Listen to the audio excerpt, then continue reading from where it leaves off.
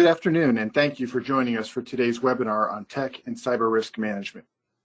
I'm David Hammarberg, partner and leader of McKonly Asbury SOC practice, CMMC, cybersecurity, forensic examination, and information technology practices. It is my pleasure to be able to bring this webinar to you with 4 outstanding colleagues and trusted advisors. I've worked alongside both Ken Pyle and Steve Greenwald, speakers today with DFDR Consulting, Mark Crescenzi, also a speaker from Prismworks, and Josh Bantz, a speaker from McKonly Asbury.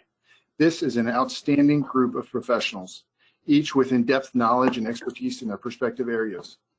We work as a team to bring clients a complete solution, and although we're 3 separate companies, we work together in a seamless fashion as trusted advisors.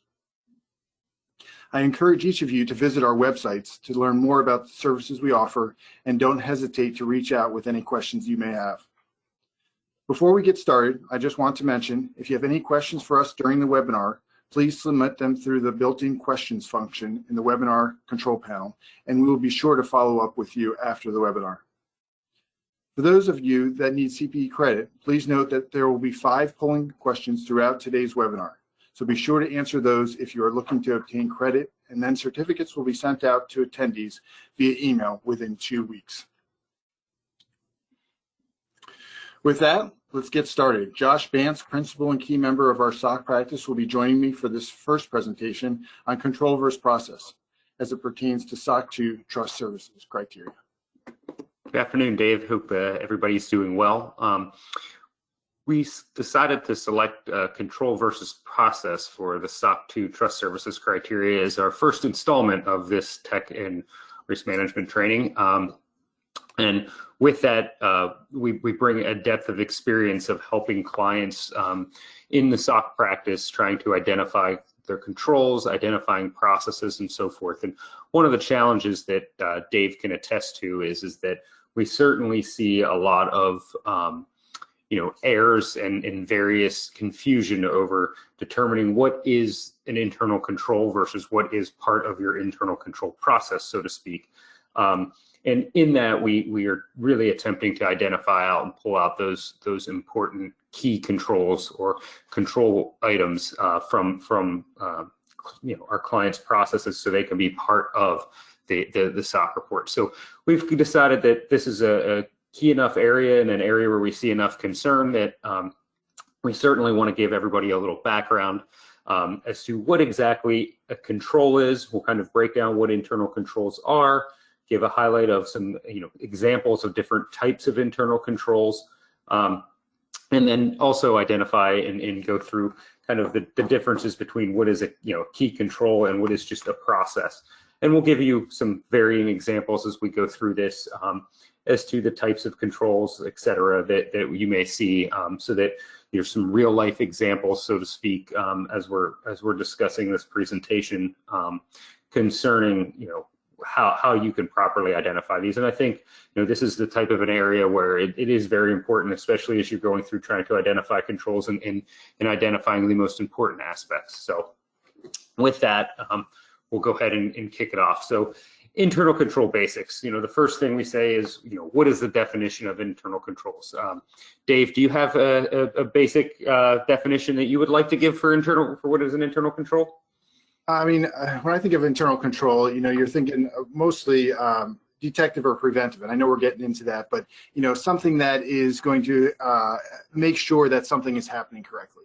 I'm sure there's a lot better definition out there, but that's what I'm thinking.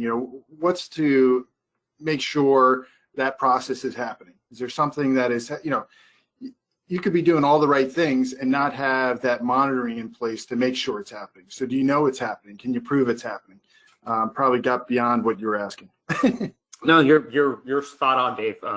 One of the things that I don't know that there is a perfect definition of an internal control. I'll be the first to kind of admit that. I think what I define internal control as, and then I'll get into the actual definition that we have, which may or may not be the exact definition. But my definition of an internal control is a process that occurs to ensure that some type of mission objective is met. So, if your objective is something supposed to be accurate or something supposed to be complete, what controls do you have in place to ensure that that report that you're providing to your customer is complete and accurate. There's certainly process built around that, but there's certainly key components of that process where somebody reviews it, there's an error log created, et cetera, et cetera. So, I think you really want to look at how you meet an objective, and what processes you go through and what key components of those processes ensure that the objective is met. The definition we have for an internal control is internal control is a process affected by an entity's board of directors or management or some other personnel, which sole goal is designed to provide reasonable assurance that objectives are met related to the following categories. And the categories would be effectiveness and efficiency of operations. So, one of the things, you think about as you step back, you say, what are our internal controls to ensure that our, what we're doing, our objectives are met as it relates to effectiveness and efficiency of operations. The next thing is, a control meets objectives as it relates to preventing or detecting an error issue. You'll hear this throughout this presentation, but one really key way to think about a control is we typically say there's 2 to 3 types of controls. And, I kind of started always learning there was 2 types of controls: a preventative control and a detective control. One prevents an error or ensures an objective is met, where the other identifies whether it's not been met or not and what the issues are. So it prevents, and the other detects an issue. I also can say that there's policy controls or directive controls, which the objective there is what is supposed to be done in its communication to people. So, and then the last aspect here is not only is it preventing or detecting errors or issues, but it, the control ensures compliance with an applicable law or regulation. So, if there's specific compliance requirements over the processes or the work that your organization does, then certainly you need to have controls built in to ensure that compliance is met with those laws and regulations. So you would want to have specific controls in place to ensure that. So, one thing, Josh, yes. I think a big myth out there is, if your organization, IT department or any department is running really well, you have great controls. You could have no controls and have a well-run organization. Absolutely. I think that's one big thing that, management will say, hey, my IT organization runs great.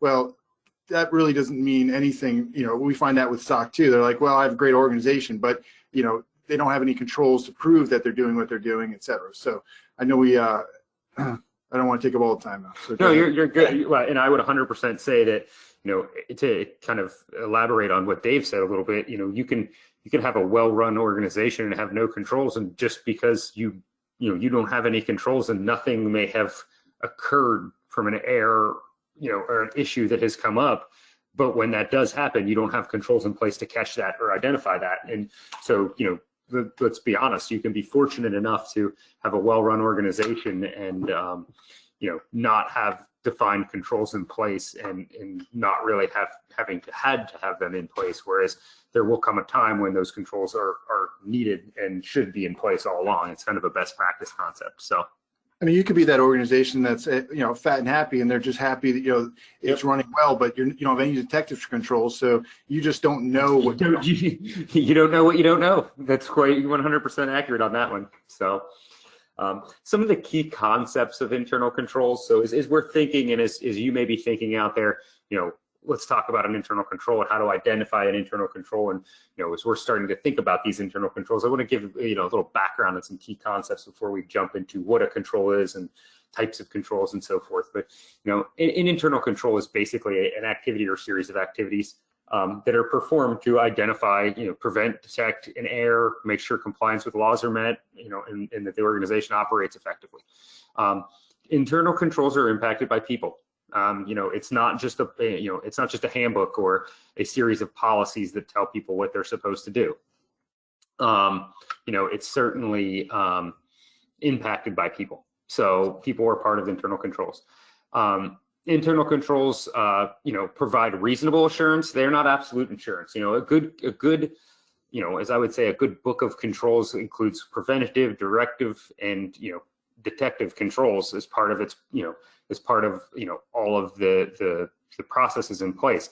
That being said, it will not catch every single instance, but the goal is to establish internal controls in a way that is reasonably assured that they they address the risks related to the specific areas that they're covering. So, and the last one is kind of goes back to the definition on the slide before, was internal controls are geared to achievement of objectives in one or more separate but overlapping categories. So remember, it goes back to achievement of objectives. You're trying to establish controls that achieve objectives. They prevent, detect errors, they ensure compliance with regulations, and they also cover operating effectively and efficiently for your organization. So there's not a separate set of controls that do each of those per se. They all work together to achieve those objectives in varying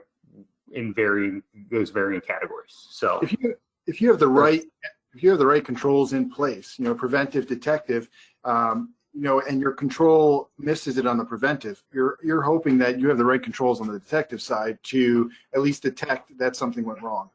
So if you're well-rounded with your controls, it's, like you said, it's not going to catch everything, but it's going to make you a lot better organization. Without question. And they're good complementary controls. Complementary controls are very, very important in this process. You look at your controls and you really want to be able to say, how do I stop this before it happens? And how do I detect it if it does happen? And I made the comment about directive controls, and those are really policies, procedures, things like that. But how do you get people to know what the controls are and do the right things? But that's also part of it too, because that's prior to even what I would call preventative control is people knowing their jobs and what they're supposed to do and how they're supposed to enact their controls. Ensures that the communication is there, the understanding is there, what they're trying to prevent, and then when it comes to the detective side, what they're looking for to detect. So to ensure that ultimately the control is meeting the objective of what it's supposed to meet. So good point, Dave.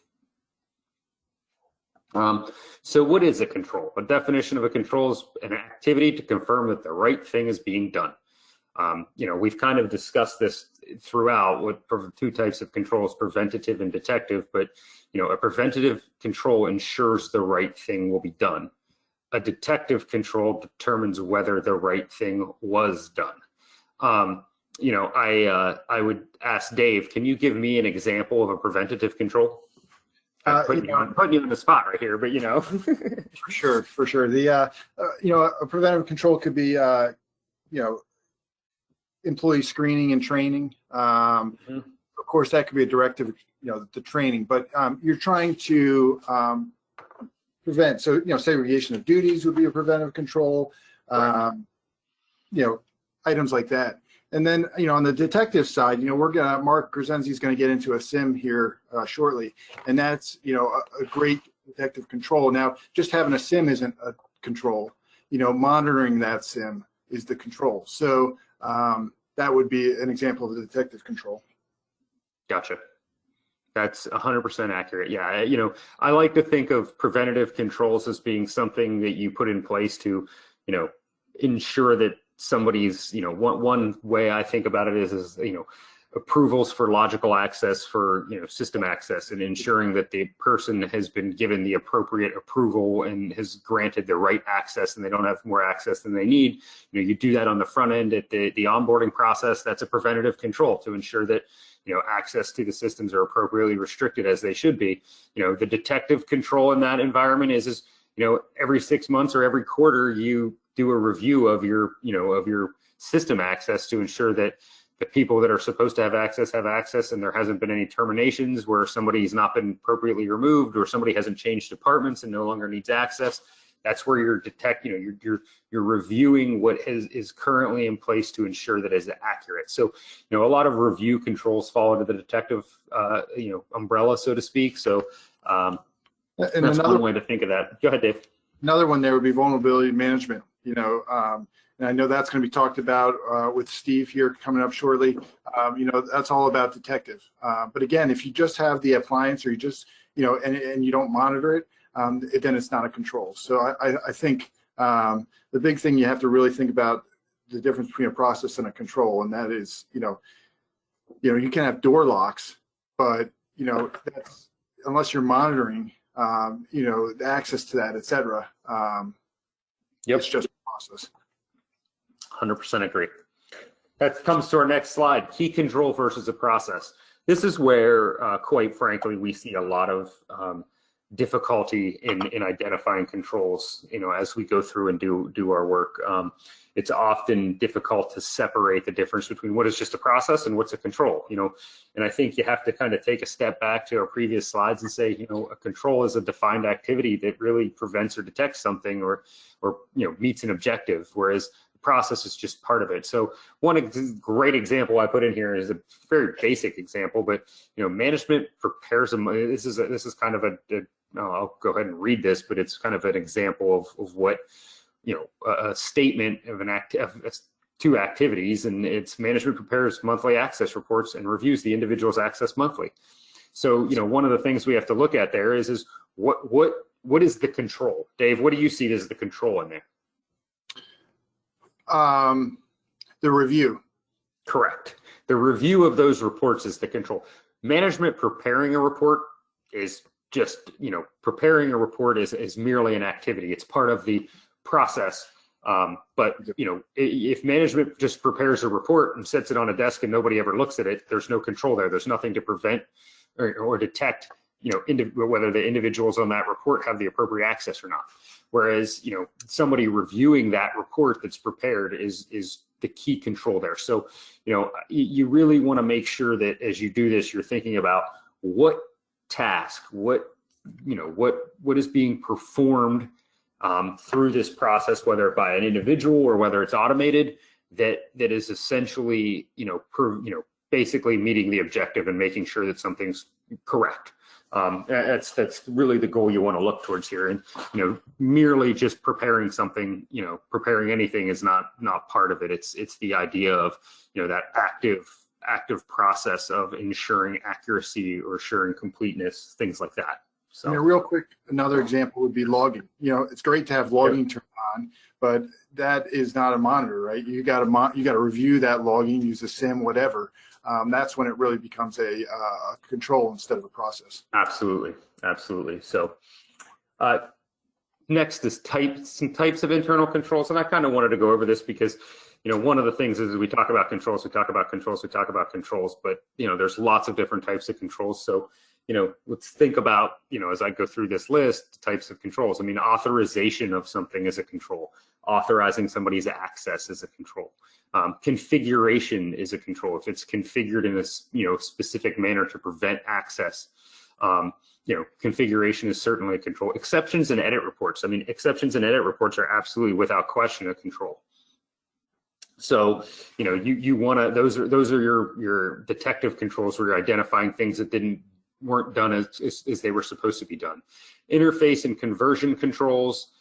Performance indicators are absolutely controls. I think if there's some sort of a performance indicator that's reviewed monthly, that's an indication of whether things are, whether your operations are functioning correctly. Management review, we already talked about management review. Where a review of something is a key component. Segregation of duties is another one. It's probably one of the key ones here, but really having different people doing different tasks so that one person's not responsible for everything. That is very important. And then application settings, certainly a control. Putting passwords, things like that, or preventing edit checks, preventing inaccurate data from being entered in notifications, and policies and procedures. So, as we kind of wrap up here into our final thoughts. You kind of have a list of those controls, but my final thoughts for today, and I think Dave can focus on this as well, but is focus on how your controls at your organization prevent or detect an issue or an error. As you're mapping controls, as you're thinking about controls, as you want to write out controls, that's really where you want to be directing it. Control processes, activities, they're very important. They're part of the kind of periphery that surrounds a control, but your real focus should be looking for those things that you can sit and say, this is what kind of gets me the warm and fuzzy feeling of knowing this is correct. That activity would be your control. So, Dave, would you like to expound any further on the final thoughts? I just think, we're giving this presentation in reference to SOC 2. So, you're really looking at that criteria and figuring out, what controls are there to meet that criteria. And, the biggest problem we have is a lot of times we get a list of processes. So, just keep that in mind when you're going through this process. So I think we are now going into, oops, the first polling question. So which sentence below is not a control? So if everyone listened well, we should all get this right. So you have, again, if you're getting CPE, you should definitely vote if you want the CPE. And we'll have a minute here to do that. And then the results will come up, they'll be up about 10 seconds. So again, remember that not only do you need the process, but you'll need a review or something that monitors what's going on. So we'll give everyone a little bit more time here. Yeah, I was happy, Josh, you didn't use a cashier example. Not that I thought, but makes it easier. So remember to vote. And again, we'll have 5 of these. And here we go. So most people got it right. So that second one, cashier receives a check for payment. Just doing that process doesn't have any monitoring, right? So we, that is just strictly a process.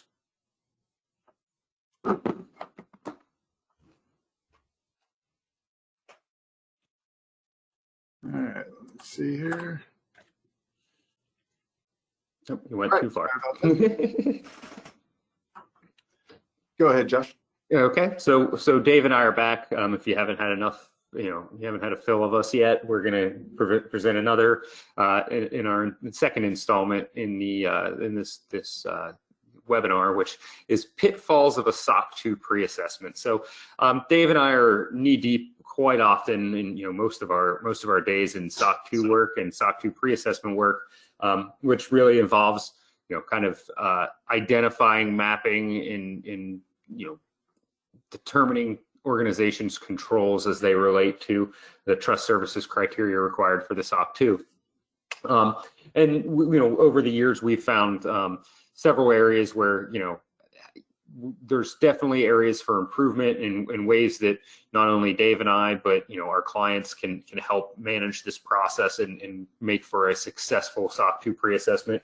I think Dave can attest to this, but a lot of times we get phone calls related to SOC 2, and obviously it's a process to get a SOC 2. Typically it's at least a year where you're going through a few months of pre-assessment, sometimes more than a few months of pre-assessment.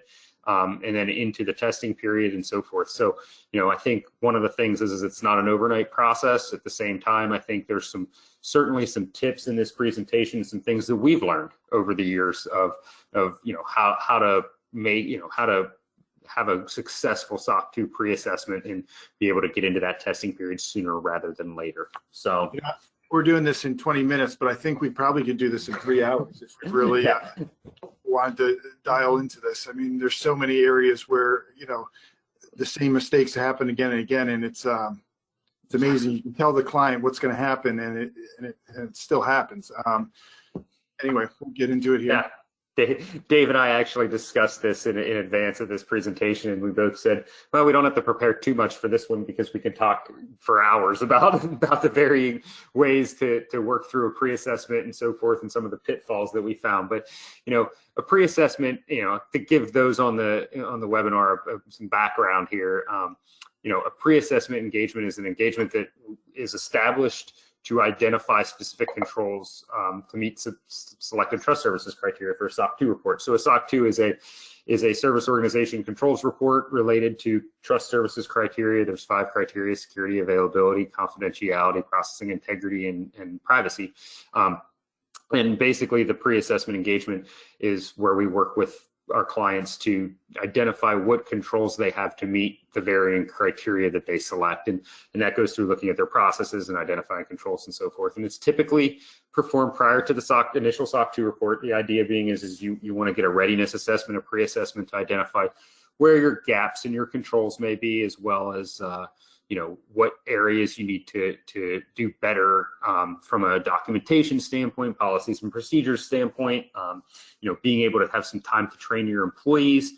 Certainly identifying controls and ensuring that employees know the controls is very important as you move into the SOC 2 examination period. And the objective really is to identify and map all the controls that are in place in an organization to the trust services criteria and kick out some gaps, and as part of that gap analysis, identify ways to close those gaps. So I thought it was important to give everybody a little bit of a background on what an actual SOC 2 pre-assessment is. So think of it as it relates to the last presentation.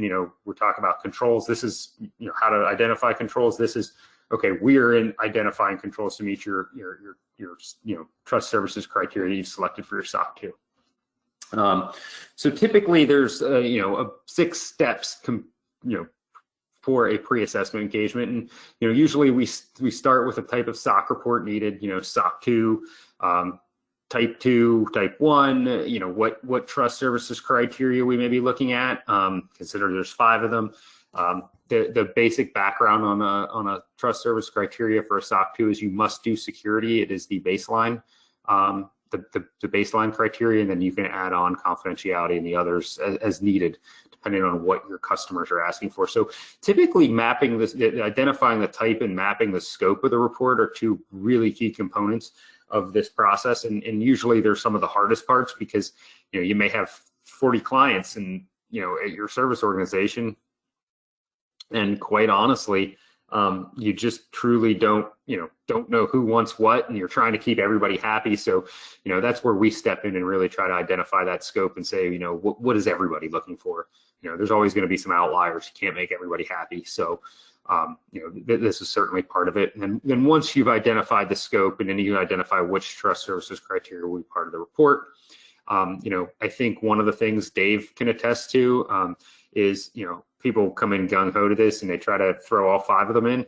And quite honestly, we typically try to tell everybody to start with security unless somebody's specifically asking for an additional one, just because the challenge of all the control objectives. I think there's 30-something control objectives, related to the security criteria, which is, you're talking 3 to 7 controls per objective. It's a lot of controls you're putting together in that initial phase. So you certainly want to kind of temper your expectations, so to speak, in that first phase. So once we've kind of identified the criteria, we go in and we identify the controls and map the controls, the criteria. Then once we've completed the controls, and in the controls that we map, we don't come in and tell you what your controls should be. We want you to provide us what processes you do, and then we identify the controls. Dave, I think that's a pretty good assessment of that. Would you agree? I think so. I mean, a lot of our clients give us processes, and we'll help figure out what the control is or what the control should be if there's a gap there. Some of our, we do real well when we can get through to them what the difference between a process and a control is, and we can actually get controls from them. Yeah. I mean, that is our goal. Yep. And a lot of times we'll work with them, with small sections, so that as they're learning, they continue to do it right, as opposed to, hey, fill out all of the controls and they do it completely wrong. Correct. So, yeah, and once we've, kind of looked at their processes and worked with them on what they actually do, because we really want what they do, the next thing we do is we identify the gaps. Hey, you're a little light on this objective or this security criteria, you're not really meeting it, you need to implement these 2 or 3 controls. The last thing we do is complete the narrative, which is the description of the controls that goes into the SOC report, and it's multiple pages long, and it usually is the last thing everybody wants to do is write a book, write 10 to 12 pages on their controls, but that's the last phase. So I'm going to kind of break down some of our some of the typical pitfalls and challenges we see in this process, but I think it was first most important to go through, this is what this process looks like, so when we start talking about these areas, you can start to understand and see how this goes. So typical pitfalls during the process. First one we have is scope creep. And what is scope creep? Dave, would you like to take a crack at what scope creep is? Man, we set out, a specific, what is covered under that, SOC 2 in this instance, whether it's a data center or whatnot. And it always seems like, we're getting into testing and we're migrating out of that area. So you really have to determine what the controls, what the scope is, what those controls are around that scope. And like you said earlier, you might have 40 clients, but what's the common denominator for all of those 40 clients? Those are the things that should probably be focused on. 100% agree. The other thing I will say with scope creep is it's very important for us, and this is one of the pitfalls that we typically, really need to focus on, though, is ensuring that our clients and our service organization staff that we're working with understand the scope as well, because usually that's where the start of the creep begins, where, well, we do this, and this as well, we got to get a process in place for this, we've got to map the controls for that. And I think at the beginning it's really key, Dave will attest to this, that identifying that scope and communicating that this is the scope of the report, this is exactly what we're looking at. Anything outside of that specific thing that your organization does falls in the periphery and is not part of where we're going with this. So, making sure that that scope is clearly communicated to the service organization personnel, just so that they're, multiple different people in different departments are working on these, and everybody having that basic understanding that it's okay to say, well, that's not in scope. So the next pitfall, so to speak, in the pre-assessment process is, developing and identifying controls. And I think this is where we usually see the most difficulty. It kind of goes back to our previous presentation that we kicked off with this afternoon, but it's sticking to processes and controls you currently have in place, and making sure you're identifying controls, not processes. What we typically see is, we'll get controls related to a specific criteria, and it'll be, a couple paragraphs of what the controls are, when really it's just the processes that they've provided. Certainly we work with that all the time, because, one of the things I certainly tell my clients, and Dave tells his clients as well, is, I'd rather you write me, 3 paragraphs of your process and let me identify the controls than not give me anything, because I don't know what your controls or processes even are. But certainly this speaks to the fact of, when you start talking about internal controls, Dave and I are experts, so to speak. So we see controls, we look at controls, we can write controls all the time. Quite often, you're in the SOC 2 world dealing with somebody, that's in an IT profession that may not have, they're a technical individual, and they probably have not had to write controls. So, I think it certainly tends to be a more uncomfortable area for clients. So that's where we come in and help out. But it's certainly something where we will certainly say each and every time that we'll take more information rather than less. So, but developing and identifying controls is very important. You must stick to your controls that you have in place. I tell people this all the time. You don't want to go into a SOC 2 pre-assessment wanting to implement 150 controls that your organization's not doing. You most likely have controls in place, not, of some capacity.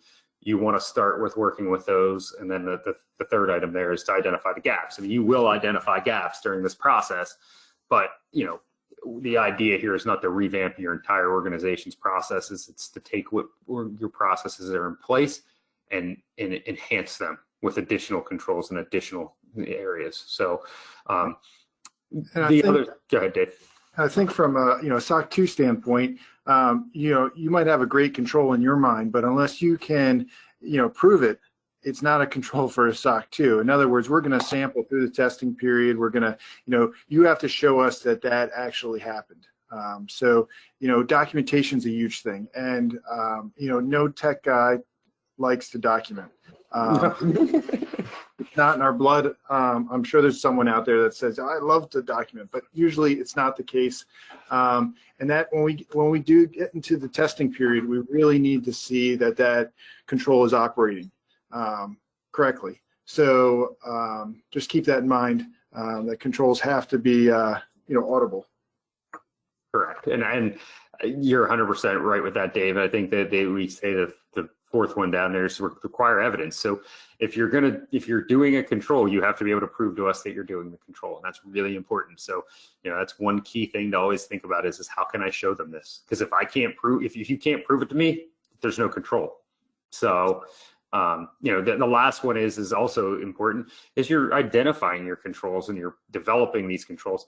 Identify who the control owner is. Control owner is the person in charge of that control, or who may perform that control, but it's not expected that one person's doing all the controls or is the control owner. There should be multiple departments, multiple people, so to speak, involved, and you want to get that information from them.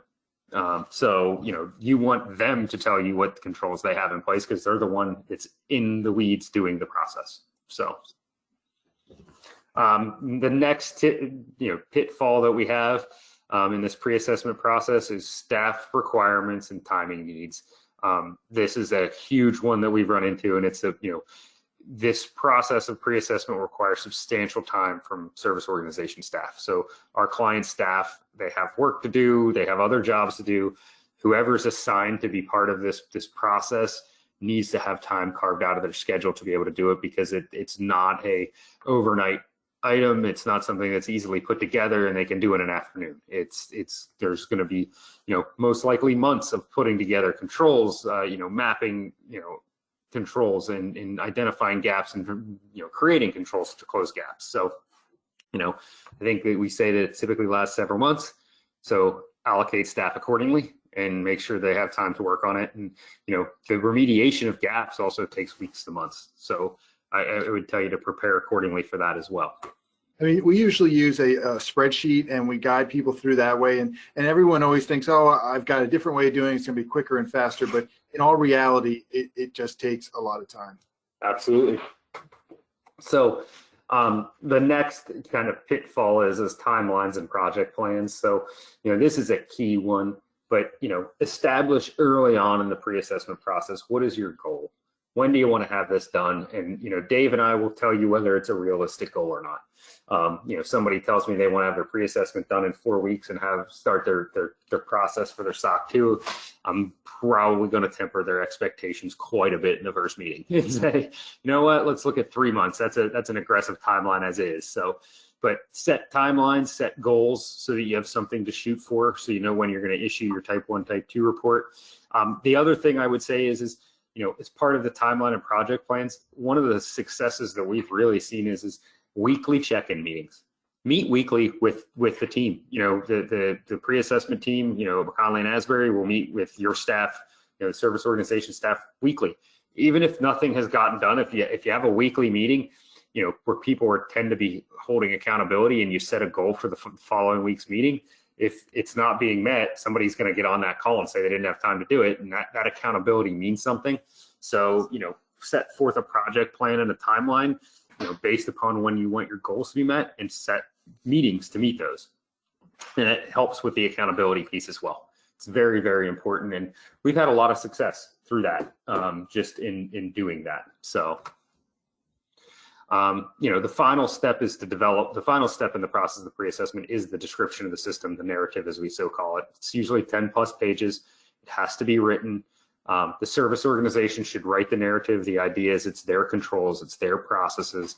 You're going to write paragraphs upon paragraph of your logical access controls, your physical access controls, your software development, things like that. So, the idea here is we don't want to write this narrative prior to identifying all our controls. The narrative should flow in line with the controls you've identified and should really provide process around all of those controls. So, as we sit here and read this, one of the second bullet point is very, very clear that, the service organization should write, the narrative once they've identified all the controls, and the narrative should follow the trust services criteria. It is your guideline to writing the narrative. Follow the criteria and document your controls in the narrative so that it can be presented to your clients. So key takeaways, we're right on time, is identify the scope for the trust services criteria and establish it. Focus on identifying controls and the gaps in the controls as you're going through the pre-assessment. Two most important are allocate appropriate staffing resources to your pre-assessment and stick to the timelines and project plans. And make sure you hold to the description of the system as the last step, just to not get ahead of yourself. So any other key takeaways, Dave? I just, if you're going to do a SOC 2, utilize your pre-assessment team to the fullest. They're there for whatever you need, whatever questions there are. Don't go too far ahead without making sure you're doing the right thing. So with that, we're going to jump into the next polling question. Where does your organization fall when it comes to system and organization control audits? So this should be fairly simple. You either have one or you don't have one, or, well, there's 3 answers there. But we'll have this up for another few seconds, probably another 45 seconds. And again, you'll need CPE. If you want CPE credits, please go ahead and answer that.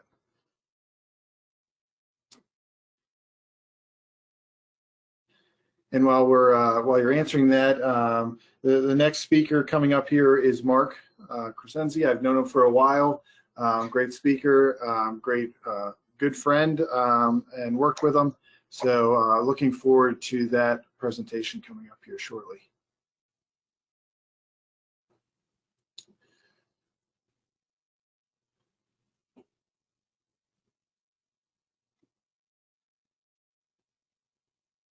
And here we go. So I'm not a service organization, don't need a SOC audit. Again, good, still have some good takeaways there from controls. Even though you're not a service organization, definitely look to put controls over your processes for any kind of audit. It doesn't have to be a SOC audit. So without further ado, I want to hand it over to Mark. Okay. There you go. Hi, I'm Mark Crescenzi of Prismworks Technology. Prismworks is a managed IT services firm that specializes in creating and implementing custom solutions. Okay, full disclosure, normally I would use my slides as a guide and have a conversation with the audience when I do a presentation. The webinar format isn't great for that, so I'm reading from a script I wrote. I'm going to talk today about how it feels in today's climate, IT climate, and make recommendations to help you feel less vulnerable. I'm going to touch on some general security recommendations and then focus on SIM, what it is, how it works in brief, and then look at some solutions out there.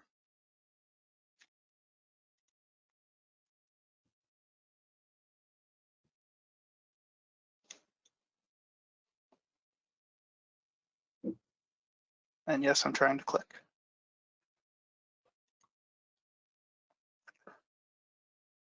Right now, it's easy to feel vulnerable. An example of a data breach that happened in 2019 is Marriott. Some of the top data breaches of 2019 are Adobe Creative Cloud, University of Washington Medical Center, and Wizards of the Coast, who own Dungeons & Dragons and Magic the Gathering games.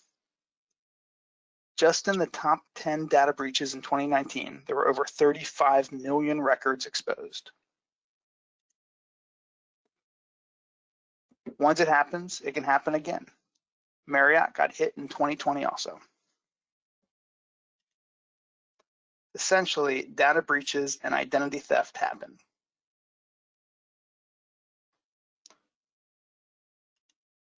People feel violated. It lasts longer than you would expect.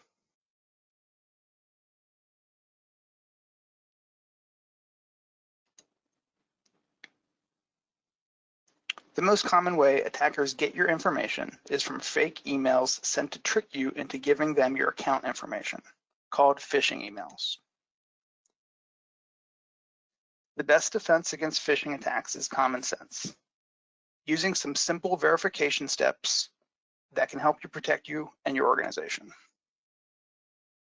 Check the sender's email address, name, and what they're asking. Does it make sense? Check to see if it's coming from inside or outside the organization. Check any links before you click on them. You can mouse over the links to see where they go. Is the link something you expect? If you have any doubts about any of the above, follow up in a different way. Pick up the phone and give them a call. While it may be common sense, it's actually hard to do consistently. Attackers know when to send you these emails, earlier in the morning or late at night, when you're not at your best, when you are more likely to make mistakes. Give yourself credit if you consistently and actively follow these recommendations. Another key recommendation is to use MFA, or multi-factor authentication. While I'm not going to go into detail, using your mobile phone as an additional step to verify who you are exponentially decreases the likelihood that your email or network account will be accessed by the attacker.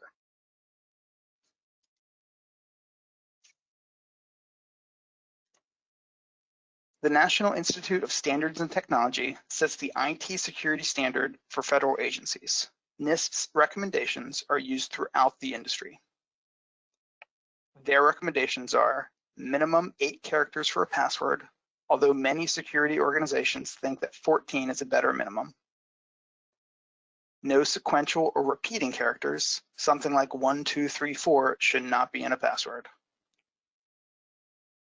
Trying to follow the concept of easy for you to remember, hard for someone to guess, should be what you follow.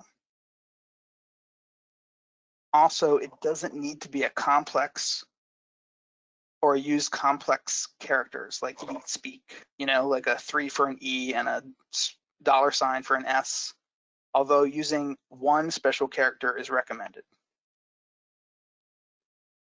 It's also a good idea to check the password against a list of known compromised passwords.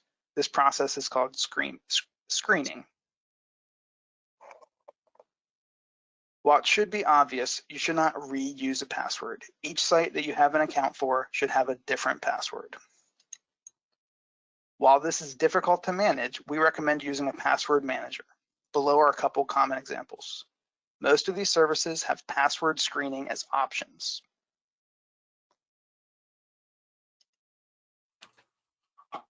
Even with following all those recommendations, data breaches happen.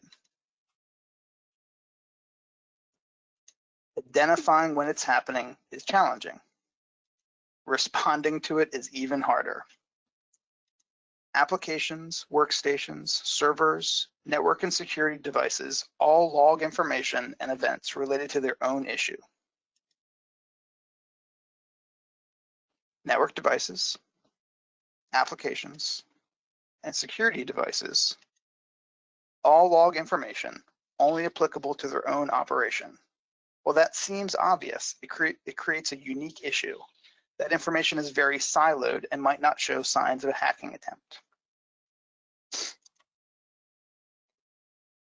The solution is a system that pulls all the security information from the different devices and applications and analyzes that information. Once you have that information, normalize it and analyze it with threat intelligence to create alarms and/or responses. It can now protect the organization. SIM. This term was coined by Gartner in 2005. It's one of the most misspelled security terms in the industry. An example of that is the invitation to this webinar had it misspelled. That was my fault. Basically, a SIM collects data from various sources, like the graphic example that I showed you, normalizes and aggregates the collected data, analyzes that data to detect threats, then alerts the organization to the potential threat so that it can be investigated to or responded to.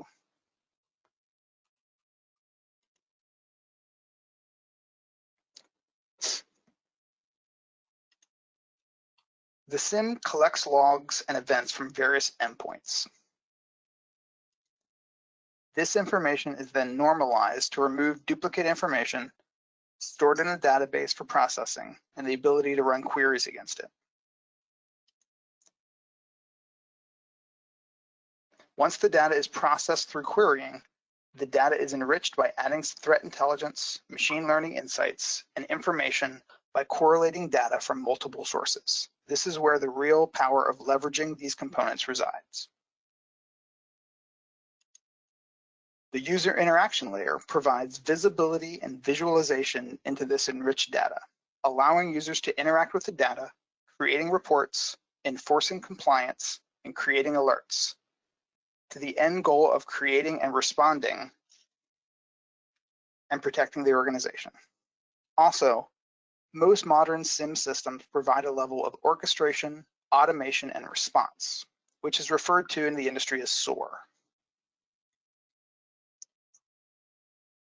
Okay, when I did this presentation for a small audience, I stopped and asked them at this point if they understood this, since it's kind of the core of the presentation, understanding what a SIM is. And they looked at me blankly. So I'm going to add a little bit more detail.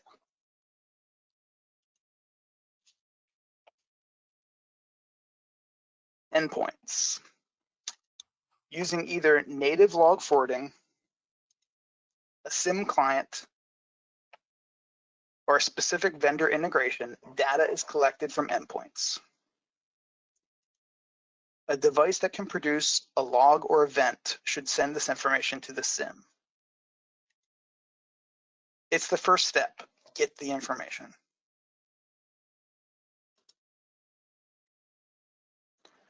In the data management layer, normalization removes duplicate data and improves data integrity. It's kind of a universal process to ensure data is in a normal state before it is queried. This data can be put through queries using complex filters and aggregation. Costs associated with SIM are usually per gigabit of data ingested. And getting the data into the database is what being ingested looks like. The data enrichment layer. Threat intelligent feeds are threat data associated with indicators or events gathered from third-party vendors to learn from the security data of other organizations. It's an incessant stream of real-life data. Some examples are the Department of Homeland Security, the FBI, and SANS Internet Storm Centers, which is a distributed sensor network that takes in about 20 million intrusion detection log entries per day to generate threat intelligence. Machine learning in SIM takes cybersecurity rules and data to help create security analytics. As a result, it can reduce the effort or time spent on rote tasks or even more sophisticated duties. Correlating the information gathered from different endpoints and applying what patterns are found with machine learning and threat feeds is the real secret sauce.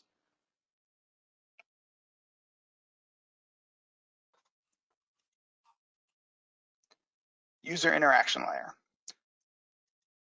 Once the data is extracted and enriched, it can be visualized and interacted by the user. A user can search for specific malicious behavior proactively with threat hunting. Threat hunting can identify threats even when they have not yet been seen in the wild. Reports can be created as simple as top web users or as detailed as meeting HIPAA or PCI compliance requirements.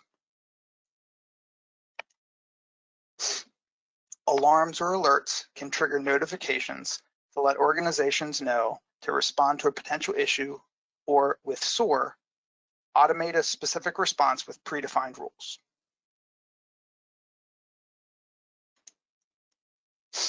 And it looks like this.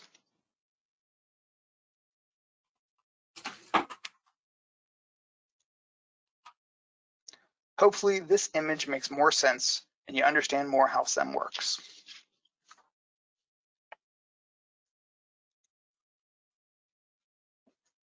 One of the top SIM solutions is Splunk Enterprise Solution. It is both on-premise and cloud solutions. It's one of the top solutions in Gartner's Magic Quadrant, at least in 2020. Splunk gets high marks for its integration and the user community that helps support it. It is also widely accepted as one of the most flexible and scalable solutions. And it looks like this.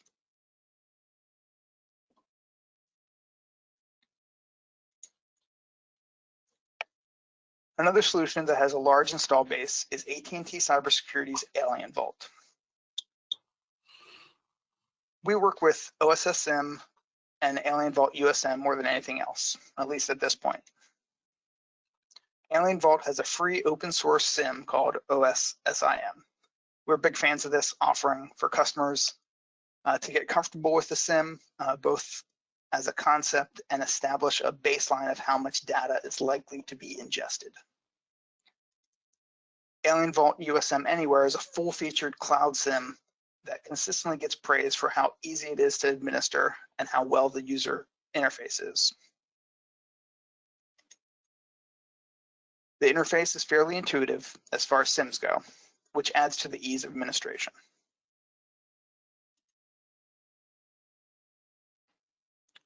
And this is what it looks like.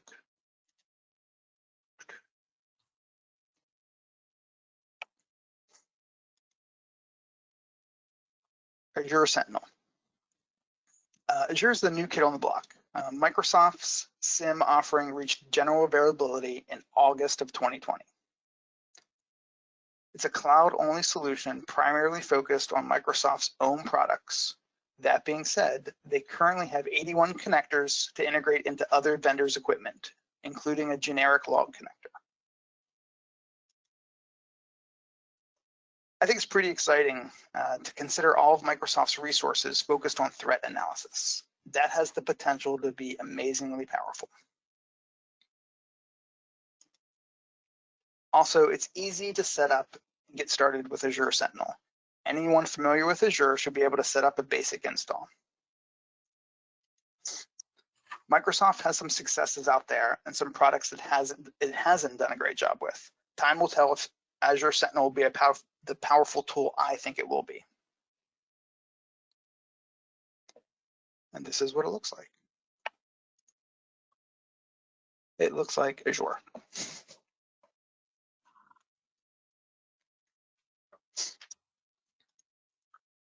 Last slide is a general comparison. Quick summary of these products shows you what I would assume you would expect. Splunk is primary for enterprise environments. Organizations over 5,000 users is its normal install base, where Alien Vault standard deployment is small to medium in organizations between 50 and 5,000. Azure Sentinel says small to enterprise, but I would think that it would fit small to medium better than enterprise. But that being said, if you have a complete Azure infrastructure, you'd probably be greatly served by Azure Sentinel. As far as costs, Azure and Alien Vault are both less expensive than Splunk, but Splunk has the flexibility to and the scalability for pretty much any enterprise. Thank you for your time. I'm sure, Dave, are you going to grab the polling question? Yes, thank you, Mark. We will jump into the polling question here. Do you feel a SIM would help your organization's security posture? First one, no, I don't think it would be a good solution for us. Yes, we currently use a SIM effectively. No, we don't have any computers at the present time, which would question how you're on this call. But nonetheless, yes, but our current solution isn't working, and obviously that got cut off. So yes, but our current solution isn't working and need help. So we're missing 2 letters there. Whatever, I don't feel like answering this question. So you have quite a few different answers you can choose there. And again, you have about probably 45 seconds. And while we're waiting for the answers here, I know, Ken, what's your feeling on Alien Vault? I know you had some good experience in the past with that. Anything to comment on that? No, it's a really good entry level because they do some freemium stuff of a way to get in and into SIM and understanding. Like I said, it's a good place to start. And if you're happy with it or you want to upgrade it or go somewhere else, it's like I said, it's a really good place to start and start looking into things and understanding what you're doing. Because a lot of people spend a lot of money on SIM and then they realize maybe it's not what they wanted. It's a good way to try the buffet before you start buying anything. Yeah, exactly. So here we have, yes, we currently use a SIM effectively, so 48%. So about half of you have a SIM, and then half of you, or 13% of you, don't even want to answer the question. But really in any organization, everyone should have a SIM, because if you don't have a SIM, it's not humanly possible to look at all the logs from all the systems, routers, switches, hardware, and that SIM is really going to bring that all together, correlate the information, and give you detailed information alerts. So that is really great information. Otherwise, you just, like I said before, you don't know what you don't know, and that is scary. I don't think I'd be able to sleep at night if I didn't have something alerting me of those security issues. So our next speaker is Steve. I've known him for a while as well. Great guy, and he will be talking with you. There you go, Steve. Thanks, Dave. Good afternoon, everybody, and thanks for attending today. My name is Steve Greenewalt. I'm the Director of Managed Services with DFDR Consulting. And as you saw at the top, we are a digital forensics, cybersecurity, and incident response firm located just outside of Philadelphia. Today, I'm gonna be talking to you about rethinking software updates, and really, there's a couple reasons why people want to update software. The first reason is typically because there is a new widget that you want to get out of your software, some new functionality. And the second reason is to mitigate the risk presented by vulnerabilities within your environment. And my presentation today is really going to aid your thinking about software updates, why it's important, and how you can kind of get a handle on it within your environment to reduce the number of vulnerabilities within your infrastructure. So to start, I think it's helpful to define what is a vulnerability. So a vulnerability, the definition of it is the quality or state of being exposed to the possibility of being attacked or harmed, either physically or emotionally. As it relates to IT infrastructure, this is always a weakness within software. Now, this could be a weakness in the code of the software or how it was actually implemented by your IT team. There are a couple different types of vulnerabilities. The first type is known. This is something that has been identified, it's been reported to the vendor, it may or may not have been fixed by the vendor at the current point in time. And they're typically designated with what's known as a CVE number. This is common vulnerabilities and exposure. And this is how you can find out information related to a particular vulnerability. And then it's also given a CVSS, or common vulnerability scoring system number, which helps to easily convey the severity or criticality of that particular vulnerability. Additional types of vulnerabilities are 0 days, and this really just refers to the fact that it's just been found out about, or the vendor has just found out about it and has begun the process of mitigating or remediating that issue within their own platform. These are sometimes the things you will hear about on the news if it is sufficiently severe enough, because it causes everybody to kind of recoil and panic a little bit, because lots of things suddenly need updating if it's of the particular severity. And then there's also unknown vulnerabilities. So every software that's out there probably has vulnerabilities waiting to be found within it. Now, unknown just means that it's not known to the public at large. It could be waiting to be stumbled upon, or the flip side of that is there could actually be threat actors that are aware of a particular vulnerability and may or may not be leveraging it to perpetrate their crimes without being revealed by the public at large at a particular point in time. Fixing vulnerabilities, for the most part, as long as it's not a configuration issue, fixing vulnerabilities usually just comes down to applying software updates. As vulnerabilities are identified, in a perfect world, the vendors find out about them in a timely fashion. They get to work trying to fix or correct these updates and push out patches to all of their clients. The updates are automatically downloaded, installed, and more importantly, they don't break things or change things in an adverse manner when you do install them and everybody can go on about their lives because there's not much to worry about as far as known vulnerabilities are concerned. In the real world, however, it's not quite that way. Sometimes vendors may not be interested in correcting the issue. Sometimes it is an end-of-life software where the vendor's no longer actively interested in supporting the software because they've moved on to their newer and better platform, which may or may not also require additional funds from your organization and that company for software licensing. The updates may not be applied automatically, or there may be no way to identify when a software update is needed. This typically falls into the category of, if it's not broke, don't fix it. And from a functionality standpoint, that's typically true. But as I mentioned, security vulnerabilities are always being found day in and day out in products across the world. So this is not a great mindset to have if you are security focused. As we're also aware, sometimes IT will push out updates and then go contrary to the best intentions of the IT team, the software provider didn't do the necessary quality assurance to ensure that it wasn't going to break things. And then a software update gets pushed out, and now all of a sudden the company is down or their productivity is hindered because the update broke something. And more importantly, how do we know when something needs an update? That's where vulnerability management enters the picture. The key benefits of this are that it provides a check and balance on the efficacy of a patch management program.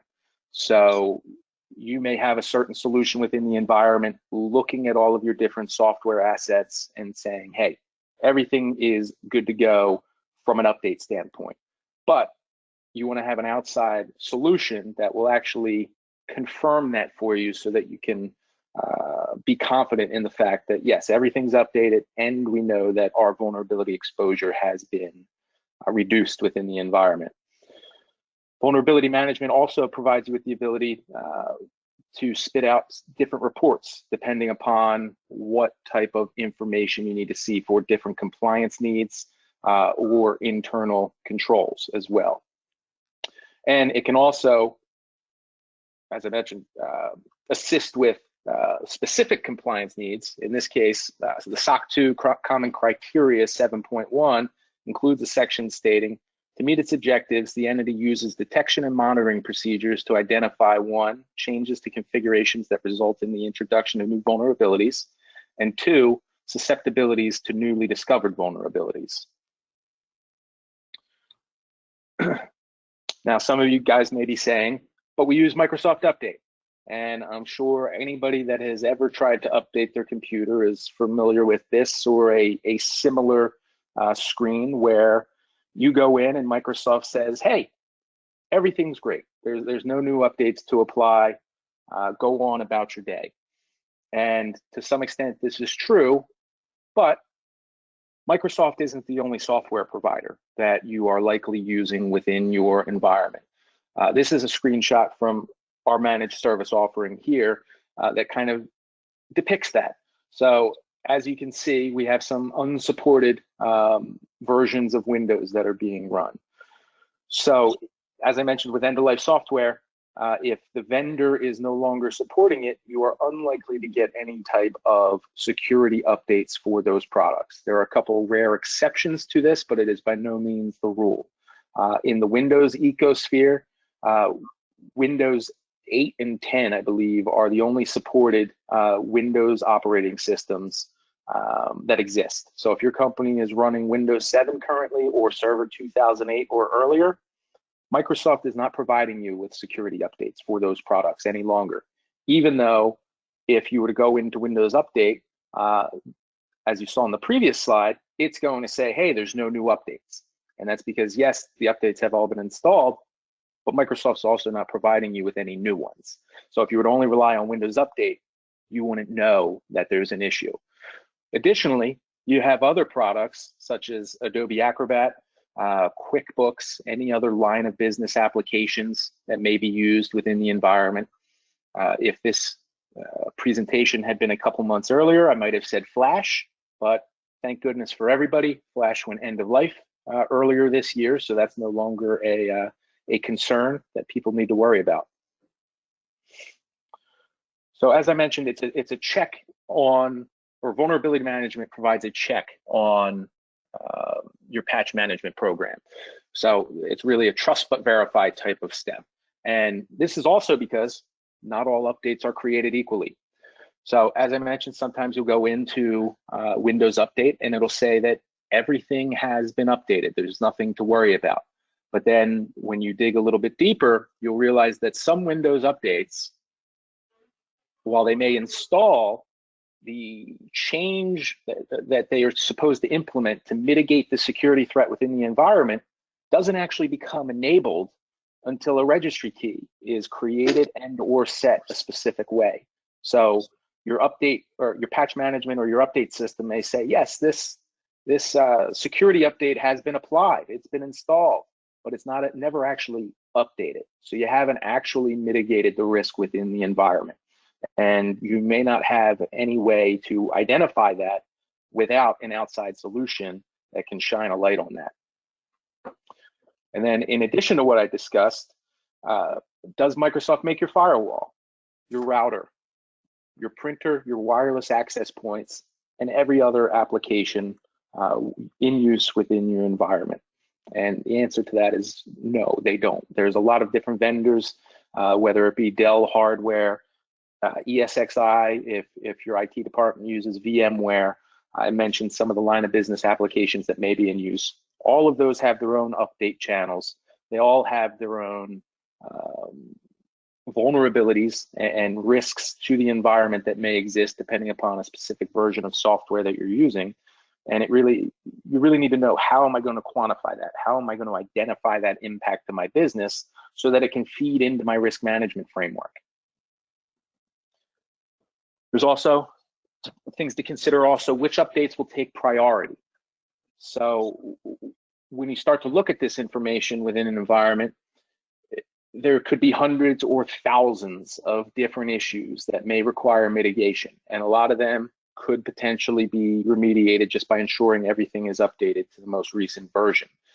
But you also have to figure out, how do we as a company want to partake in our patch management program to ensure we are reducing the number of vulnerabilities in the environment? Should we focus solely on the CVSS score? This is a common step that a lot of organizations take, where they might say, hey, we are going to remediate all issues with a CVSS score above a 9.0 within 30 days of identification within the environment. But the CVSS score exists within a vacuum. So vulnerability has been looked at in a static matter. Considerations have been made about the impacts, but it doesn't really take in outside factors. Some of those factors include, does proof of concept exploit code exist within the public domain? And what that means is, does code exist that would allow an attacker to take advantage of this issue with minimal bandwidth or investments? Are there active reports of this particular vulnerability being exploited on social media, the dark web, or other public sources of information? Or have indicators of compromise tied to this particular vulnerability been observed in the wild? So that's where something like vulnerability priority rating comes in. VPR is a solution or an idea created by Tenable, but other companies that have vulnerability management products have their own take on this. For instance, Rapid7 has a real risk score. And in the graphic below, you will see along the y-axis, you have the CVSS scores ranging from 0 to 3.9 on the low end, from 9.0 to 10 on the critical rating. And then along the x-axis on the top, you have the VPR score, ranging again from low all the way up and through critical.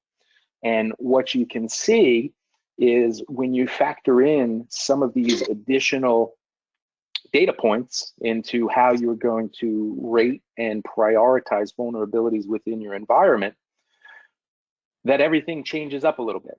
So in total, in this graphic, there's about 500 or 600 vulnerability entries that would be categorized as critical, solely on the CVSS score. But with the outside factors accounted for, only 120 of them still rate as critical under the VPR metrics. But what you can also see is almost 300 other vulnerabilities have been upgraded from medium and high to critical under the VPR scoring, because they are taking into account those additional data points, which CVSS is not.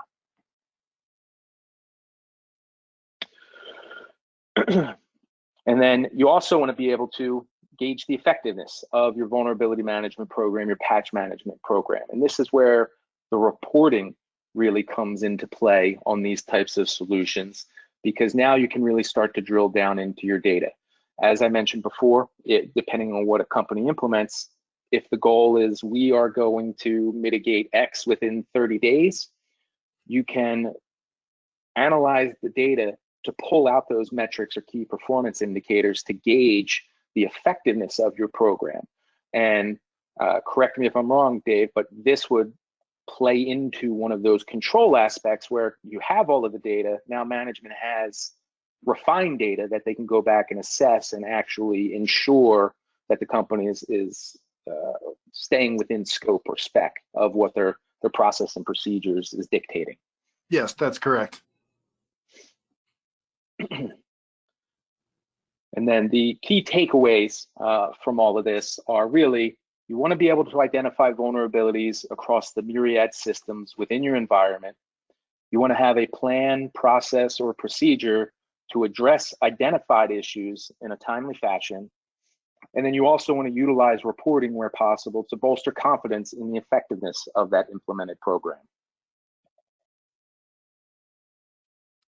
Thank you very much, Steve. We'll jump into the quick poll here. Again, if you want CP, please answer. Which statement below most closely fits your organization's vulnerability management program? Vulnerability management program is top-notch, in my opinion. Ours does not know how to spell vulnerability, meaning you don't have a vulnerability management program, and we're in desperate need of a vulnerability management program. And we have about 45 seconds to answer that question. Steve, just a quick question from your slides. You run these vulnerability scans in whatever product you use, and you get these critical, high, medium, low.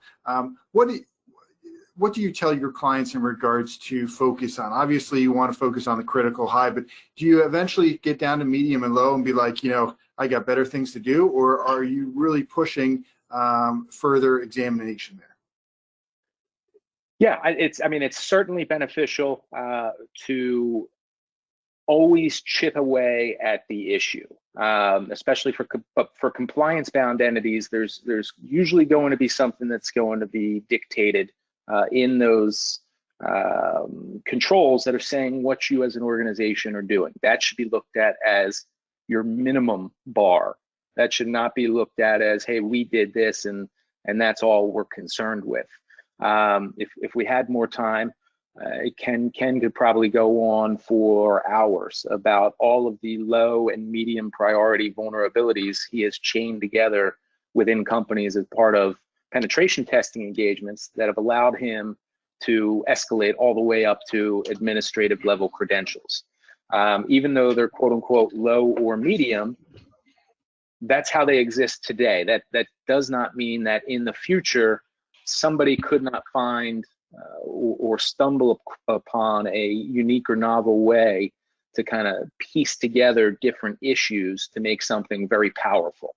So while you want to obviously maintain your baseline and the bar and the minimum, it should be part of a continuous improvement process where once you've met that bar, attention should be refocused to figure out, okay, what do we want to tackle next and how do we want to continue to improve our security posture?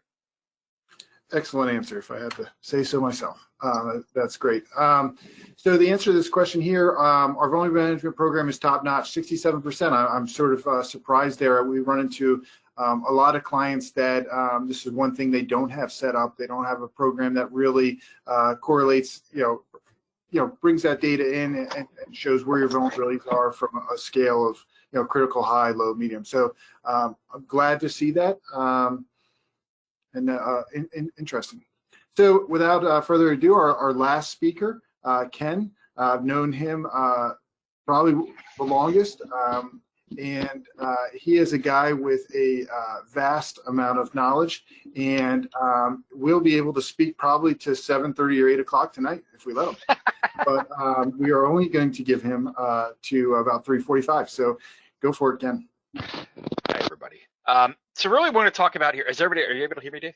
Yes, you sound great. Okay, sorry. Just want to make sure. Yeah, so we're really going to talk about is a lot of the technical challenges. So what we kind of covered before this was all that thing that gets you to how does the bad guy operate? What are they looking for? And really, what are they after? So I've framed some of this in the context of COVID-19 for a couple of reasons. And I know everybody's sick of hearing about it, but there's some interesting things that kind of got opened up as part of that and some very important considerations we need to take because of it. So really kind of want to give you some takeaways that we're going to talk about here is identifying what zero trust is and understand what it actually does and how it works. How to identify weak and vulnerable users and how some of the bad guys do, and a couple of other things. We talked a lot about already about enhancing monitoring controls and then talking about what like an off-ramp for COVID-19 and your organization. And then, we've talked about identifying vulnerabilities in systems a little bit. We're going to kind of take this from, I'm going to talk to you guys from, I'm a bad guy in the sense I break into things all the time. This is how we develop the chain together and whatnot. So the things you got to think about when you're when we're doing COVID and working from home normally, much less what COVID has really opened up. And really, you're starting to see a lot of it starting to come out in major breaches now, which is, questions you ask yourself: are children, are the kids, are the family of members of a person, of one of your employees, whatnot, installing software on the computer that's been issued by the company, like a laptop or a desktop, or are they using it for like web browsing and whatnot, which is a very common work from home thing, especially with kids being home and people being around and whatnot. Does everybody using that computer know how that you shouldn't be installing software on it? All these other things. A lot of kids like to put in Minecraft on their computers and put in plugins and whatnot. And that introduces a way to put code in. And you should really be making sure that employees are only ever using their computer or company issued assets for company work. The next thing you got to think about when people are working at home is their network secure? You may have all these great controls in place at home, but you had to open up remote access or open up all these things, even partially if you're doing hybrid. Is the network they're on secure? Are the passwords for wireless secure? Are they making sure people can't just come over and plug into it? Can somebody sit in the neighborhood and get on it? Or if they're in shared places like an apartment building, are they using shared wireless? All these things that are in place. And then do they have controls on that workplace or that station? If somebody's browsing to sites they shouldn't be going to, if they're working from home or working remotely, if they're on the VPN, is it passing that through to the bad guy or whatnot? Is that allowing somebody else to get access to your network? There's all these things that people really didn't think about. Why? Because March 11th, which is almost a year now, surprisingly, we all had to go home and then said, what do we have to do? Turn on remote access, make sure everybody can get in. And then in some cases it was, I don't care how it happens, the business has to stay afloat, and some bad decisions get made, or things that should have been better thought out have turned into major security issues. Another thing is, how can you provide attribution and non-repudiation? If someone's in the office and you have them badging in and typing and sitting down in front of their computer and all these other things that can be you're able to say, one, that's the person that's on the VPN or through a remote desktop on the machine and operating on things, but much less are they on the behind the keyboard? Are they sitting there typing things in? Because think of it this way: if bad guy can get in via VPN, or if they can just compromise the computer that they're using, how can you tell what a legitimate employee action is versus not? Because it used to come into the office, scan the badge, sit down and say, that computer was here at this point in time, and I know they were in the office typing on it. And now it becomes a lot more of a complex game. Can you identify malicious traffic going in and off their computers, their remote access, whatever, when it's outside of your network? Do you have those controls in place that not just when they're sitting inside, but when they're sitting outside? Are you monitoring all that? Is the user a high value exec or someone who doesn't want to comply? And I always say, what do you do in that case? The joke is, the closer you are having your name on the building, the more likely your password is password and you're not following anything because, hey, I'm a high value exec. I can just say, make it happen. And a lot of times, IT or somebody has to bend to that. And the last question to really think about, and the one you should really be considering, is are you prepared for the long game of working from home, remote, whatnot? Because there's a lot of things that happen. We already talked about these. These are same kind of common risks that we see normally: wire transfer and payment scams, credential stuffing, which we'll talk over, and account takeover, social engineering vectors, ransomware, remote access, VPN attacks. The same basic means of access that we've talked about, and the risks that are out there, but COVID's really kind of enhanced them a little bit. So, things to think about before we talk about this: how do we securely reintegrate or formalize the office? Because what is happening is you have to send everybody out to work remotely from home, and we had to do it really fast. Now that all these things are sitting out there in their offices, on their laptops or whatnot, how are we going to eventually, if this is the new normal and we're all going to be working remotely, one, how do we formalize this, that what we kind of rolled out in a hurry? Or if everybody, you're bringing all of your work employees and workforce back into the office, particularly longer term as we come out of this, you have a lot of problems now. Because if you're handling data off-site and you're bringing it back in, you now have to check all of that again, plus their laptops and stuff that are coming in, or desktops or assets, plus all the stuff you have to do internally anyway. So now you have to make sure you're monitoring all the stuff that's already in your network for ransomware, all these other things. But now you have to make sure when you're bringing it back in, you're securing it. You have to retrain all your office users for office work again. And it's a really good idea, because now when everybody's starting to come back in and we're doing, retraining all these things, we can secure old practices that were really bad, things that we were doing wrong, or some different changes to process that you can now integrate to be more secure.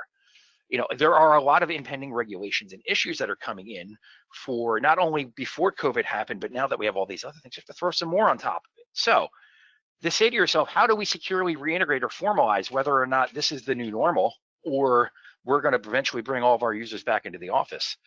How do you do that? And zero trust is really the answer here. And the whole idea being, if you've wanted to make the decision to stay in the cloud, move off the cloud, or migrate around, you are in the perfect spot for that. What do I mean by that? The idea about what the new normal is going to look like and how you should be basing all of your future decisions off of this. I'll give you this. So towards the end of last year, and some of the considerations of bills that have been in the Senate and Congress, there's been a lot of analysis on it, and thinking about it this way: the congressional proposal for coronavirus relief and the regulation around it, backed by the Republicans. So, I don't want to politicize this, but just say this: the Republicans are more conservative, if you will, and positive about what the outcome of coronavirus is, and they also happen to be very well backed by sort of corporate interest in lobbying and whatnot. So what they're lobbying for, or the Democrats are lobbying for whatever, should tell you what their interests are looking at. And the proposal they gave would give temporary protections to businesses, schools, healthcare providers, and nonprofits against being sued for alleged coronavirus-related negligence in state courts until 2024. So even if you want to say the big corporate sort of informed, very positive look money is saying that we're not going to be really back to what the quote unquote normal is, or what we thought to be normal, it's likely until 2024. Really, they're saying this is going to be exposure that we're going to have to deal with until 2024. Now, thinking about that, the question you go back to ask yourself is, are you going to stay remote? Are you going back to the new normal? And when do you have to make that decision? And that's the $1 million question for a lot of organizations, is what do we do? Because it's practically impossible, no matter where we are right now. Nobody can tell me with any assurance what post-COVID conditions are going to look like. Again, the smart money, if you want to call it smart money, the corporate money, the large, company money is going on. We're not going to be through this until 2024, because they're obviously asking for that sort of protection, or at least corporate interests are. So you're going to say, how do we do that? We don't even know.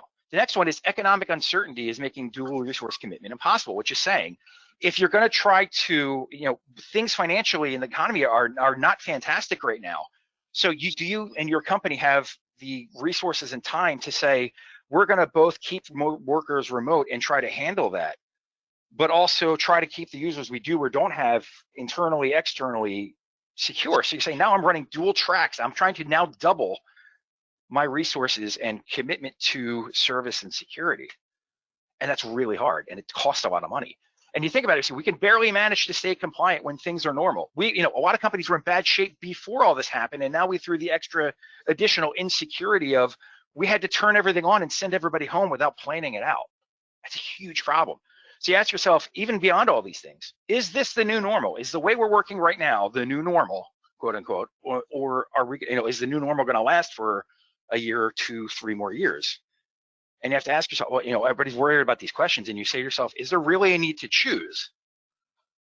And then everybody says, yes, there is. In fact, there is no need to choose, because there's a very simple model, a way to implement all of this that is very straightforward and will fix, and you're already probably doing now. It's called zero trust. The question you ask yourself is, if users are on their personal computer or remote due to COVID, how do you manage all of the risks that we have just quantified and talked about for the last 15 minutes? How do you simplify reintegration? And how do you manage whatever the new normal is going to be, but we don't even know about? The answer is very simple. Treat everything as it is untrusted. You have to do this anyway. You have to treat every asset in your network as untrusted, because people are bringing in. Not only that, you have ransomware vectors, social engineering vectors, remote access vectors, all these ways to get into your network where essentially we have to leave the door open for everybody to come in. So why are you trusting them if you're letting them in the lobby, if you will? You don't. You have to treat everything like it's untrusted. And if you treat even your internal users, internal network, internal asset servers, the same way you treat external ones, you don't have to manage multiple scenarios. All you have to do is have one model of the network. And what is more zero trust?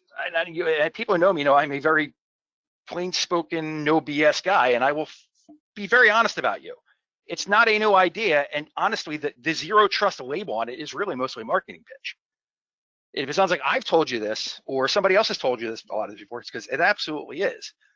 But the idea is simple. We don't have internal users anymore, and we don't have internal assets anymore. We have micro-segmentation, parts of the network. We treat all traffic like it's untrusted. We're saying, I don't even know if I can trust my users' workstations because they're so bad at it and where they're coming from. Let's treat it all like that.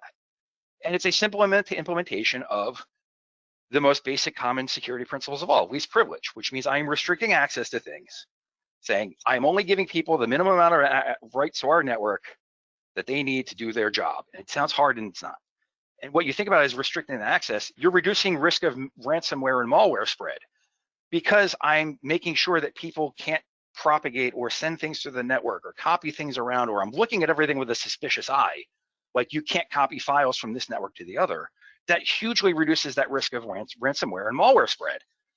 And that's the biggest things that are happening to companies now, especially in COVID. Ransomware is gutting companies, but they're continuing to trust users, trust their assets, or trust them to handle files and all these things, okay, and giving them a little more access rights than you should. And that's why it happens. You can look up at any case of ransomware. That's almost always what they're pointing to. And you say, okay, well, I still have a lot of users. Implementing multi-factor and multi-step authentication goes along with that too. And a lot of companies are doing this. This is being mandated. Where previously you only needed multi-factor to get on the VPN, or you only needed it to get to certain things, implementing it everywhere. So no matter where you are, you're going to do that. If your users are remote and they're already doing this, when you bring them back in or reintegrate the office, they're already used to doing that. So don't let them stop doing that. Say, listen, you've done this long enough. It's a habit. We're going to leave it this way. Same thing with strict device and access control. That's another part of zero trust, and saying when people are bringing in their laptops or whatever else, we have to put software on it or access control. It says, if you want to plug that in to the network, or you want to put, endpoint management, vulnerability scanning, all these other things, and you're keeping an eye on all of that. And like I said, this sounds very complex. It's not. And even better, all of this is far easier to adopt during COVID, because users aren't really used to what's normal, and what needs to happen. So you have a lot of flexibility there. Plus, again, if you either have a lot of turnover, you have a lot of employee reintegration, or you're hiring or changing your staffing levels, this is a really good time to be doing it, especially with remote users. If you had never used remote users or never implemented remote solutions with a lot of your users before, you missed a chance to make sure they're doing securely, and knowing that's the only way to do things. That's where that operational security gaps are really things happen. And I'll say this, There's a lot of things that I say are BS pitch and marketing, and I hate it, and I will flat out tell you that. But I'll say this: just because zero trust is marketing pitch does not mean it's a bad idea. It's actually a really fantastic idea and implementation of a very simple idea.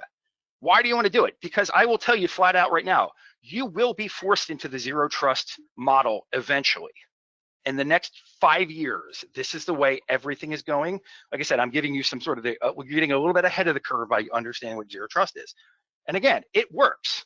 Your remote workers and your remote users who are getting in, have to go past your firewall, all that other stuff remotely, they're already really working in that model anyway. It's essentially just saying, instead of having that gate and that fence at the front of the organization at the internet, we're going to pull it back a little bit more, and we're going to put it closer to the stuff that we worry about. That's another core security concept. The next thing to think about is that the quote unquote rules of engagement between adversaries and threats are going by the wayside. And what I'll tell you is I wrote this slide a few months ago. Now here's the problem with that, and it's crazy. SolarWinds proves the point. The SolarWinds compromise and all of the things that this has turned into in the pivot points and where they have gone have really shown us, and it really brought to light. It's been like this for years, but the adversaries, other countries, threats, advanced persistent threat groups that are out there, these rules of engagement and sort of, hey, we don't touch these things or we don't go after these types of organizations kinds of rules are gone. That's not how it operates anymore. We're getting really into a more full scale, day by day. You can see it every day in the streets, sort of cyber war. It's going on. And this is one of the very first volleys in it. I will tell you right now, and you can come back in 10 years and say this to me. I think all the fallout from the SolarWinds breach, all the things it got to and what's going to happen, in 10 years, we're going to look at it at the same scale and impact that we look at coronavirus right now. You're going to say, and you might scratch your head, but if you think of, here's the crazy part. We don't even know the things that have been pivoted to. We're continuing just to find backdoors and more malicious code and saying, oh my God, this is a lot longer and more persistent than we had any idea about. It's a really scary place we're at. And like I said, that wasn't something that happened 10, 15, 20 years ago. It's really evolving. And a lot of that's economic, and a lot of that is the competition between countries to get an advantage. The first country that and the first economies that make it back from coronavirus are going to have a huge economic advantage moving forward. And some of that's related to it. Zero trust also reduces your management and security responsibilities because you only have really one perimeter of the guard to guard. And I say it as one map of the network. You don't have, this is the internal map of the network and this is the external map of the network and these things, this is the logical access stuff. You're really not. You'll have one map of the network. Everything works off. We don't trust anything. This is how the network puts together, and it's all micro-segmented, so it's very easy to navigate. And again, integration of complementary controls is very straightforward, and we've talked about it earlier. When you can say, hey, I'm going to have this SIEM, or I'm going to have endpoint controls and all these other things, you don't have two views of it in two things anymore. You're really just looking at one panel. And if everything is operating on that same level of zero trust and the access in one map of the network, everything looks the same way. And implementing things isn't, I have an internal team, I have an external team, and we have to organize all these things. It's just one basic set of rules that you're working with. Again, microsegmentation, which is taking the network and cutting it down and saying, instead of this is my local area network or this is my server VLAN, we're very, very, very tightly controlling that and really reducing that size.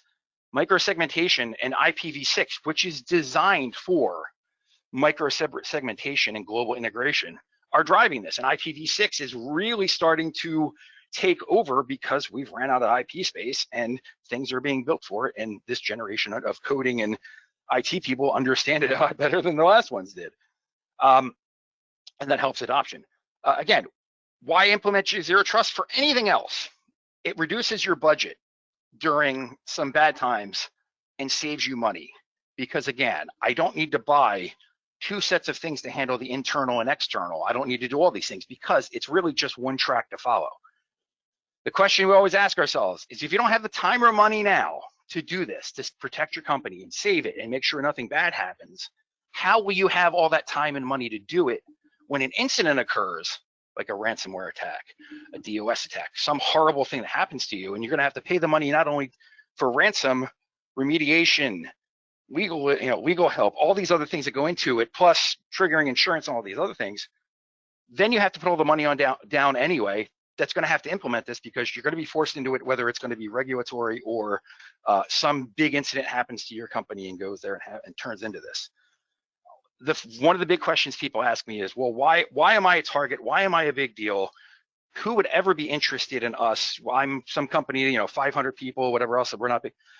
And again, go back to that SolarWinds attack. That SolarWinds attack wasn't just to break SolarWinds or break FireEye, because that software is used everywhere by IT and MSP people, where these little, smaller, medium-sized, mid-market, small, closely held business MSPs were going through and finding out that, hey, why would anybody worry about us? We're a 10-person MSP or whatever else, and go, well, the clients you serve happen to be really important, or the access you have by installing SolarWinds, your deployment of SolarWinds into their network is. That's why, because you may just be a means of access to get where I want to go.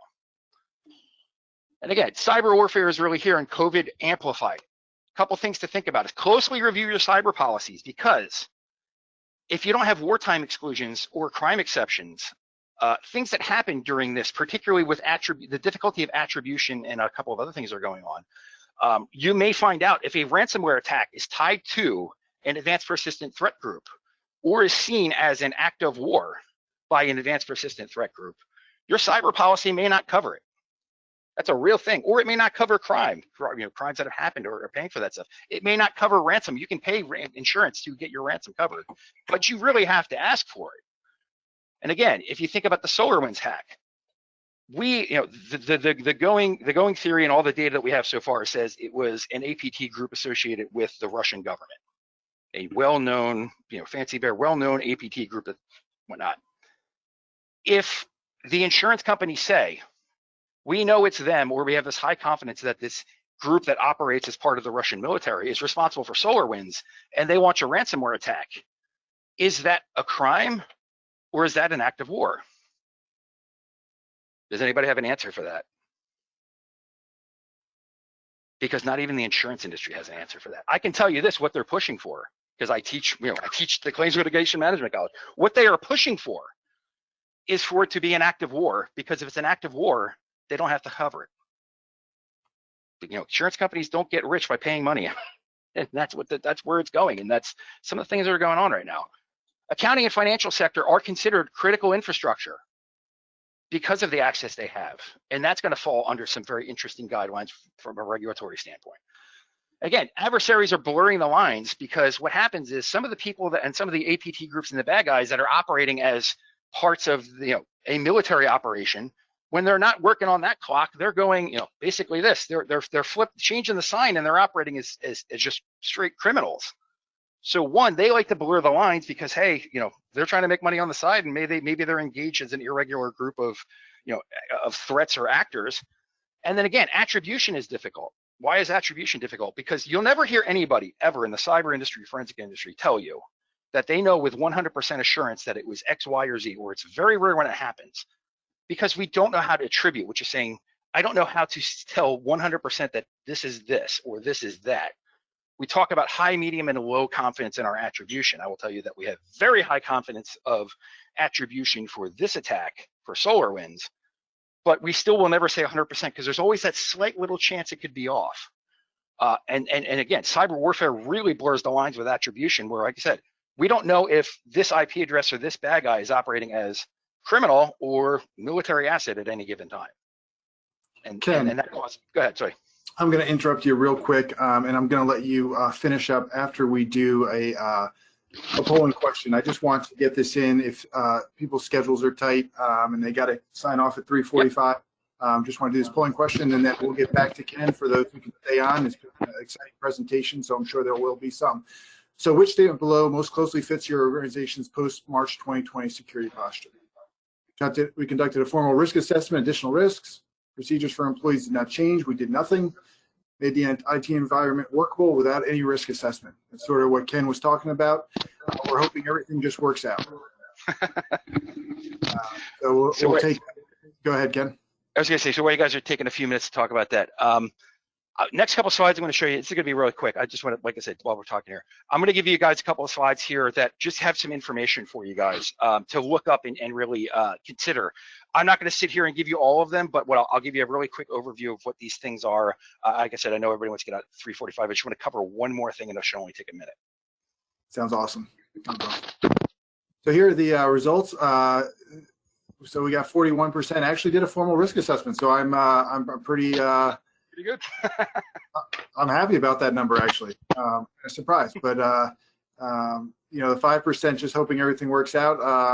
I imagine that number is probably higher if we were a little bit more honest with ourselves. But anyway, getting back to the slides, Ken, and I just want to thank everyone for coming. If you have to drop off, and Ken, go ahead. It's all yours. Yeah, sorry. Yeah, to talk a little about collateral damage, which is saying a lot of that's international tensions and escalation has put private companies in the crosshairs. And again, desperate times are call for desperate measures. So a couple of things, and threat intelligence feeds to look at. One of the things we talk about is threat hunting and updating, keeping your knowledge current, even when you don't have a trusted advisor to talk to. These are all unique, different websites that all give you different sorts of threat intelligence that you should be looking at every day. Obviously our website, but MITRE, it gives you data feed on software vulnerabilities. Have I Been Pwned is a great website. You can go in and put your email address in it. It will tell you if your account has ever been compromised, what information got out there. A central repository for all this is the cyberthreat.com, which is a great threat intelligence feed aggregator, but stuff to look at. If you want to see how DOS working, denial of service, who is attacking who at any given day in the cyber war, you can go to Digital Attack Map and look at it. What this shows you is literally a live, right now view of all of the denial of service attacks happening in the world, who they're going to, where they're coming from, and how they're happening. If you're ever worried, wanted to know what's going on from the cyber warfare perspective or geopolitical perspective, go look at Digital Attack Map. They even point out important days in history where weird stuff has happened, or we know, great quote unquote battles in online history. You can look at it. So for example, if you look around election day 2020, when the United States government said we were doing some stuff that was keeping the bad guys out, you can actually go look at exactly what was going on. Or you can also pick out a bunch of other additional days in history, and they're all crazy, and see who was attacking who and why. And there's a lot of dates that are in there. You go, I wonder what happened on that day, because there's no information, but for some reason there's this giant uptick on this day. Maybe you'll find out about it in 70 years. A couple of other important things to patch for. This is a list of exploits that we see on many networks and are highly, highly critical. These are all that came out this year, or in the last year or two. SIGRED was a big one. Make sure you patch it. Some Windows one, a couple in here. Zero net logon one, Mimikatz, which is an insecure memory way of stealing. It's one of the big components that bad guys use in their malware to steal your passwords. And then last three are really some interesting things. I have a pretty awesome Cisco multi-vendor exploit that I put out that I see everywhere. And basically, if you're running Cisco, Netgear, Linksys, Dell, switches, routers, whatnot, check it for these things, because I can literally take them over in seconds. You can go look up the news article. There's a good presentation about it. Same thing with SonicWall. And the Exchange static key one is a really interesting one. And it's one of the ways that ransomware is getting spread through phishing vectors. Basically what happened is there's this weird code execution vulnerability in Exchange that all you need is a password to log into it, and then you can take over the server, and it's being hit hard by bad guys. What I really want to kind of get to was, what is credential stuffing? Credential stuffing is taking passwords that you may have used on other websites that have been leaked, or you may have given up in a phishing attack, and a bad guy goes out and tries to sign on to all of them.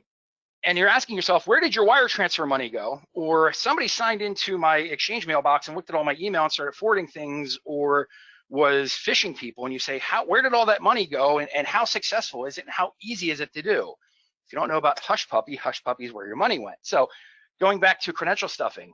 So what happens is, if you have remote access or an Exchange mailbox or whatnot, that the bad guy can either get you to give up the password, or credential stuffing is, I go out and see what your LinkedIn password was that got leaked, or your Instagram password that got leaked, and all these lists are out there, and I try it on your email box, or I try to go into all these places where you may have used it. People like Hush Puppy and his group did this all the time, and that's a picture that he posted to Instagram, in a Versace robe in front of his expensive cars. Hush Puppy was a 37-year-old account takeover, business email compromise operator that was working out of Dubai and was arrested with $40 million in cash on him. All they did was create an email address, a couple letters off from the ones that firms use and whatnot. Businesses perform wire transfer payments, trick the people into it, sent them a wire transfer, sent them money back, or got access to their email address, sent it to themselves, laundered it, whatnot. That's as easy as it took. That guy got caught because of his Instagram. But what he was doing was, and his group was doing, was just sending people emails, testing passwords that had already been out there, or tricking other people by getting into their email accounts, getting them to send money, and they're responsible for close to $1 million in fraud. And none of that takes any sort of hacking skill to do. You can do that in 5 minutes. That's how easy it is. And COVID makes this easy. So what you have to do is look at phishing attacks. Say, there's a huge uptick in phishing attacks. Start looking at them. Start making sure you're doing a lot of training, even remotely with your users. If you have a hosted or cloud document solution, like Portal or ShareFile or what have you, use that instead of keeping your information in email. So if users are keeping attachments, documents, whatnot in email, that is how that happens. So start moving to a hosted environment, cloud-based system where you can at least monitor where access is happening from and who's using it.